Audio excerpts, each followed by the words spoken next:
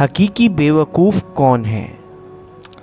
ہارون رشید کے زمانے کا ایک دلچسپ واقعہ۔ ہارون رشید کے زمانے میں ایک مجذوب تھے، ان کا نام بہلول مجذوب تھا۔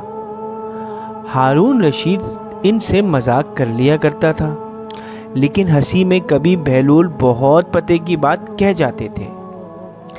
ایک دن بہلول ہارون رشید کے پاس گئے۔ اس نے انہیں ایک چھڑی دی اور کہا، بہلول، یہ چھڑی میں تمہیں دے رہا ہوں، تمہیں جو شخص اپنے سے زیادہ بیوقوف نظر آئے یہ چھڑی اسے دے دینا۔ بہلول نے چھڑی لے لی اور سنجیدگی سے اٹھ کر چلے آئے۔ بات آئی گئی ہو گئی، شاید ہارون رشید چھڑی کے بارے میں بھول سے گئے۔ کافی عرصے بعد ہارون رشید سخت بیمار ہو گیا، بچنے کی امید نہ رہی۔ طبیبوں نے جواب دے دیا۔ ایسے میں بہلول اس سے ملنے کے لیے آئے۔ سلام کے بعد پوچھا، امیر المومنین کیا حال ہے؟ ہارون رشید نے جواب دیا، بہلول، بہت لمبا سفر درپیش ہے۔ کہا، کہاں کا سفر؟ بہلول نے پوچھا۔ آخرت کا سفر، ہارون رشید نے کہا۔ بہلول نے نہایت سادگی سے پوچھا، امیر المومنین واپسی کب ہوگی؟ تم بھی عجیب ہو بہلول، بھلا آخرت کے سفر سے بھی کوئی واپس ہوا ہے؟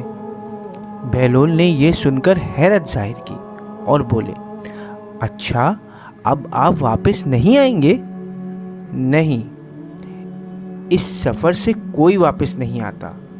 اس پر بہلول نے کہا، تو پھر آپ نے اس سفر کے لیے کتنے حفاظتی دستے روانہ کیے ہیں، اور آپ کے ساتھ کون کون جائے گا؟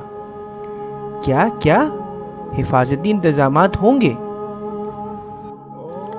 ہارون رشید کا منہ بن گیا، بولا، کیا بات کرتے ہو بہلول، آخرت کے سفر میں کوئی ساتھ نہیں جاتا، خالی ہاتھ جا رہا ہوں۔